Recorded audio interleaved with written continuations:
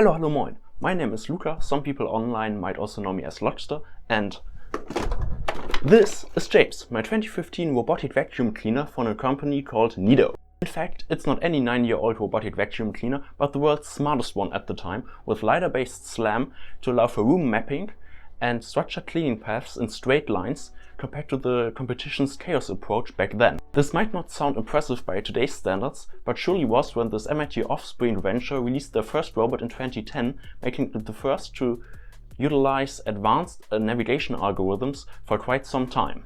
Besides the beautifully straight paths it takes, this also allows the robot to only clean specific rooms and allows it to continue cleaning where it left off after charging. Despite its widespread adoption in modern robot vacuums as well as all kinds of other robots, the problem of reliably mapping out a room, determining your position inside it, as well as navigating in it and between obstacles remains difficult. This is why I decided to delve into the field and come up with my own crude SLAM stack to control this really handy household appliance. Before we get right into it, let me first explain some really useful terms so all of you can follow along and become robotic experts. SLAM, or simultaneous localization and mapping, is a fancy term for the above-mentioned process of creating a map of your environment while simultaneously figuring out where you are in your surroundings. The fundamental challenge with this is that it's a chicken and egg problem. You need the map to determine your position, but also need your accurate position to extend the map with new measurements. You might ask yourself what kinds of measurements I'm talking about, and there really only are two important ones for robotic vacuums right now: LIDAR and wheel odometry. Sure, most robots these days also have some down-facing infrared sensors, as well as a bumper with a switch to detect direct collisions, but these are only really meant as measures of last resort to prevent permanent damage to the robot or its surrounding by bumping down stairs or hitting obstacles. SLAM itself can't really use these two sensors though, so we are down to the two I mentioned before, LIDAR as well as wheel odometry. Wheel odometry describes the process of measuring how far each wheel of the robot has traveled with a move and using it together with the geometry of the robot to determine its change in position, also known as change in pose. Adding these individual measurements up to each other can give us an estimate of the robot's relative position to its starting point, also known as pose estimation. The same process of pose estimation can also be done with a completely different set of sensors, one of them being LIDAR. LIDAR stands for Light Detection and Ranging.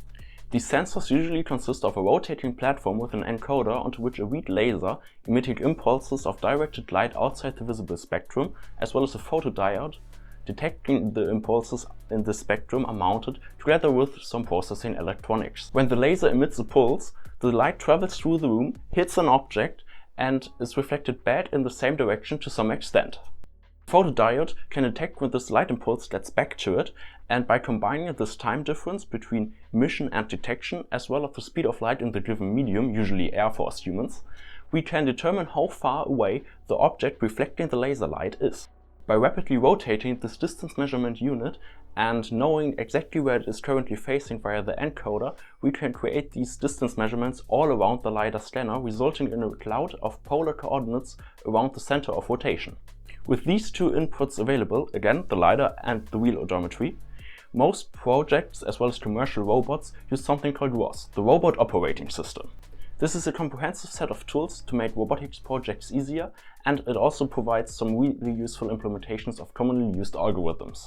But since it also has a quite steep learning curve on its own, and I love to make my life harder than it has to be, I decided to build my own crude SLAM stack from the ground up. After a bit of research, I quickly figured out that this robot has a really powerful debugging interface available on its openly accessible micro USB port that's able of reading back all the sensor data as well as controlling all the motors, an incredible piece of luck. Further investigations then revealed that there are also some debug pads on the main PCB available that made it easy to connect an ESP8266 module running a web server on it to the main system, allowing for wireless communication.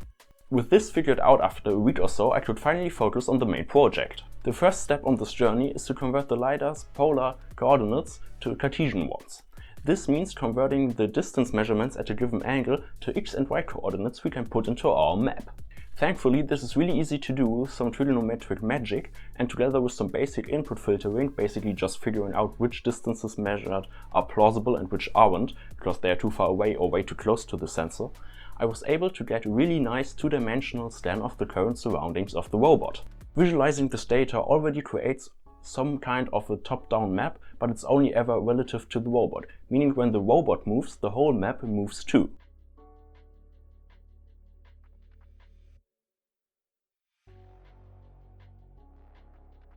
To save this issue of the map only ever being relative to the robot, I can simply add these LIDAR measurements to the real odometry's post estimation to get an absolute map. It's as simple as adding the x and y values of the current robot position to each measurement the LIDAR gathers and appending these shifted scans to a global map. Once we ensure to update the post estimate every time the robot moves, we get a result that looks somewhat like this.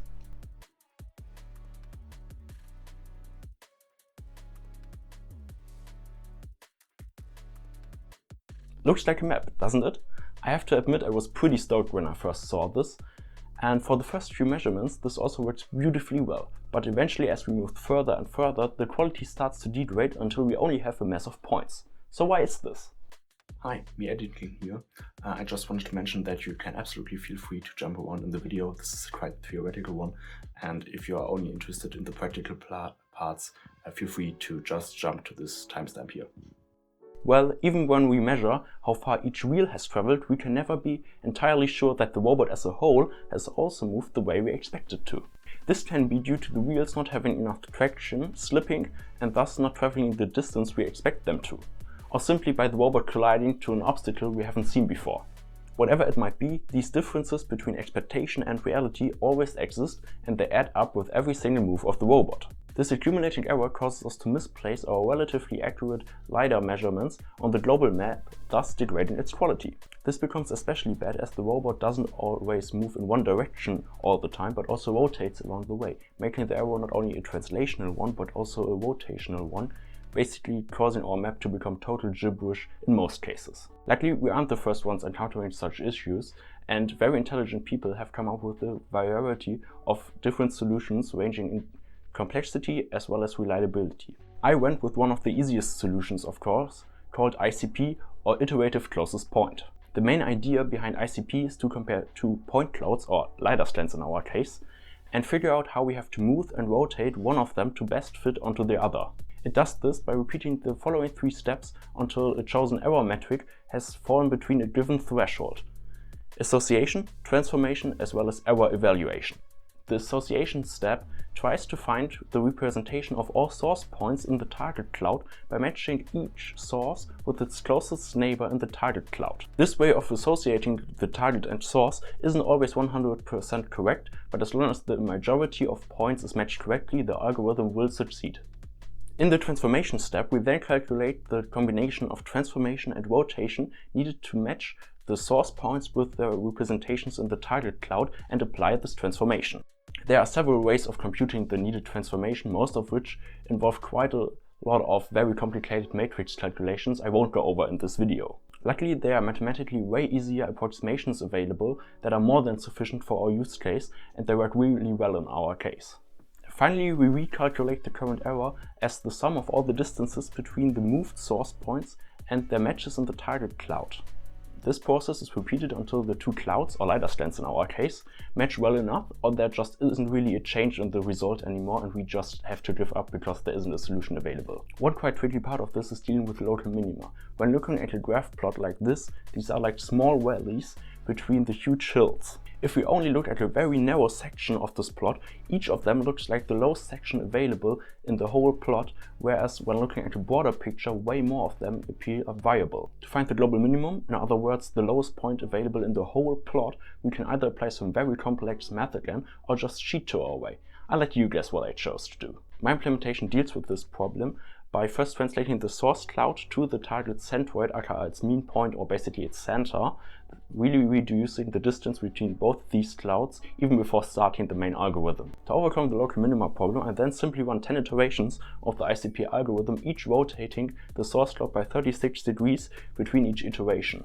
This makes sure I cover all possible orientations and reduces the computation time by quite a lot. In the end, the iteration with the lowest overall error will be chosen. If one of the iterations already manages to undercut the finally set threshold for the whole algorithm, the algorithm stops there and thus saves a lot of compute time in cases even a single or 2 or 3 iterations of the ICP algorithm manage to solve the problem. But enough theory, let's look at some real-world examples here. I borrowed someone else's code for this because it nicely visualizes what happens, while mine just really outputs the final result. Both do pretty much the same under the hood, so they are comparable. We can nicely see how the blue cloud moves closer and closer to the green one, translating and rotating at each step until it very nicely matches onto it. Integrated into my crude SLAM stack, I used this ICP algorithm to compare the current LIDAR scan with the LIDAR scan at its last position and thus generate a LIDAR pose estimate besides the real odometry one. If the LIDAR pose estimate is within a certain threshold of the real odometry one, I simply chose it because it has usually a higher quality than the real odometry one and throw the other one away. I then update the currently known robot position as well as orientation with this pose estimate before appending a new scan to the map, thus dealing with the accumulating error problem I mentioned. This post correction system can be seen at work in my final implementation when the robot suddenly jumps around on the map after finishing one move and before planning its next steps. Speaking of planning, I think it's a good time to speak about how the robot figures out where to go and how to get there. The first part of figuring out its target position, basically where it wants to go, is currently simply done by the user tapping on the map as well as confirming the autonomous navigation of the robot to get there. How it gets there is of course controlled by another beautiful algorithm. Again, countless variants exist, but I chose to go with the popular A* path planning algorithm. Imagine you're trying to find the best way to get from your house to a friend's house in a neighborhood filled with obstacles like roads, trees and buildings. The A* algorithm is a smart approach that helps you to figure out the best route. At its core, A* is all about finding the shortest path from one point to another point while considering both distances and obstacles. Think of it as a combination of two strategies, one that tries to find the shortest route possible and one that also looks ahead at how far you still have to go. It determines the route with the following steps. First, starting point and destination. You have to set a starting point, for example your house, as well as a destination you want to go to, for example your friend's house. In the second step, we keep track of both an open and a closed list. The open list contains all the points you can possibly go to, initially only the one you start at. The closed list contains all the points you have already explored and that aren't viable for reaching your target. In the third step, A* does a cost calculation for each location on the map. For all of them, it calculates 3 values. The past cost, that basically determines how far you already have moved to get to where you are now from your start location. The future cost, which is a guess, or some people in math also call it a heuristic of how far you still have to go to reach your target, as well as the total cost, which just is the sum of the past and future cost. In the fourth step, A* chooses the next location to go to. It looks at all the locations in the open list and picks the one with the lowest total cost. It's basically like looking at how far you already went and how far you still have to go. In step 5, it's exploring the neighbors of the location it picked. For each neighbor, it calculates the past and the future costs and adds them to the open list if they haven't been added, or updates their cost if a new better route has been found. In step 6, it basically repeats this process of picking the lowest cost location, exploring its neighbors and updating lists until the target destination has been reached. In step 7, we reconstruct the final path, as until now we have basically moved from the target to the source but want to go the other way around in the real world. A* is a quite efficient algorithm as it doesn't just explore all possible routes, instead focusing on the most promising ones based on their total cost, their past cost as well as their future cost heuristic. It combines a systematic approach with intuition, thus making it faster than many other competing pathfinding algorithms. This is great and all, but in robotics just taking the shortest path and barely not colliding with obstacles isn't always the smartest thing to do. Especially since we are only building the map of our environment as we go with SLAM, we should instead prefer routes that maintain a safe distance to all obstacles around us while still allowing to use small passages when needed. Thus, we can't just increase the robot's collision box, aka the space that needs to be around the robot for it to be allowed to go somewhere, as this would greatly reduce the number of possible routes available to us.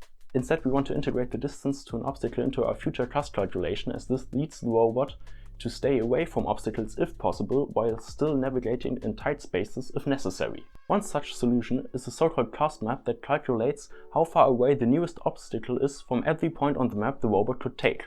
In order to use it properly, you also have to define a safe distance, which is the ideal distance the robot wants to stay away from all obstacles. Then you just have to weigh the minimum distance defined by the collision box you have to maintain around the robot with the safe distance you want to keep around the robot, increasing the cost the closer the robot gets to obstacles and weighing it by a certain factor. Depending on how much of the total future cost this obstacle avoidance cost makes up, the robot will try harder to stay away from obstacles, but this usually also leads to longer and more complicated paths. You really have to weigh the future distance heuristic or guess against this obstacle avoidance cost to find a good middle ground. I've basically just settled on weighing both of them equally, which works well in my testing. Now with all of these fancy techniques, I think we can put everything together and look at how well the system works in the real world. Here I have just set up the robot with a camera capturing its movements and also a screen recording capturing what the software thinks the environment is as well as where the robot wants to go next. Okay, so here we have my room, actually just initially mapping out the whole system. We can see that the alignment of the points is rather well in the beginning. The system rotates quite a bit as it tries to follow these 55-degree direction turn, but it only can ever go a 90-degree turn, so there are lots of small adjustments there. And we can see that this doesn't really affect the mapping because the ICP tries to align each scan with its prior scan, and that works rather well. As we go further, there obviously is quite a lot of skew in the system, so it still spreads out the points a bit, but the main shape of the points remains, which is, I think, the biggest issue that the ICP could solve. Obviously, there still is some spread of the points, but that's just normal. And what we can also see is that the path planning algorithm works rather well because it always tries to keep the robot away from all obstacles, but that obviously also comes at the cost of creating longer routes, which just, is something that's quite bad here because the robot has to do a lot of turns, which can mess up the data quite a bit. If we look at the non-ICP version, on the other hand, the version without the ICP, we can see that in the beginning it still looks rather fine when the robot just drives forward, but as soon as we start to rotate, we can see that there's also quite a skew in the data, because all the data points themselves rotate quite a bit, and that obviously messes up our map because we can't really detect any features anymore, and with every step the system will only rotate more and more, and that obviously reduces the amount of usable space in the room. And when we go further in the mapping, just a quick jump here, we can see that there's basically just a point cloud and we can't really map out anything anymore. So that's non-ideal for sure. If we look at its performance on the hard floor on the other hand, we will also start with the ICP enabled, and we can see that it nicely aligns the features that it can find, so that works rather well. But what we can see here also very clearly is that the robot has to do quite a few turns just to move in like 45 degrees. And that's basically due to how I implemented the ICP algorithm. That's not ideal for sure, but you always have to cut some corners.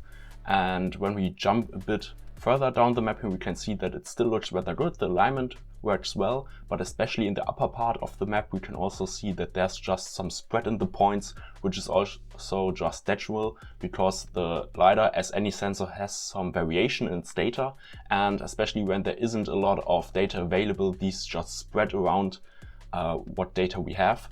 But yeah, overall it also works on the hard floor, and it certainly doesn't degrade the quality of the points if ICP is enabled on the hard floor. But on the hard floor, I also have to say that even without ICP, the system works quite well because there just isn't as much wheel slip in the system, and especially also the rotations work quite well. So here, especially in the beginning, we can see that the points still nicely line up without ICP, and the robot navigates quite well in its environment. The map also updates with new data. That obviously works still. So that's fine. And when we jump a little bit further down the mapping, we can still see that the situation is way better than on the carpet, but there's still some skews, some rotation in the data, and especially the rotation the robot thinks it has doesn't line up with the reality.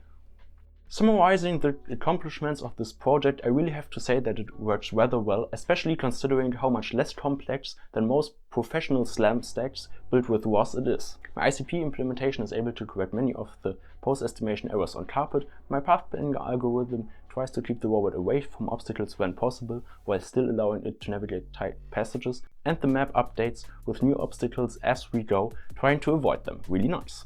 However, it is also clearly far from perfect and there are many problems still remaining. ICP sometimes fails pretty hard for whatever reason to determine the proper transformation as well as orientation, thus making more complex and more involved algorithms needed for a more reliable system. The robot also isn't responding to its environment in real time only after each move, which isn't ideal, especially for safety reasons.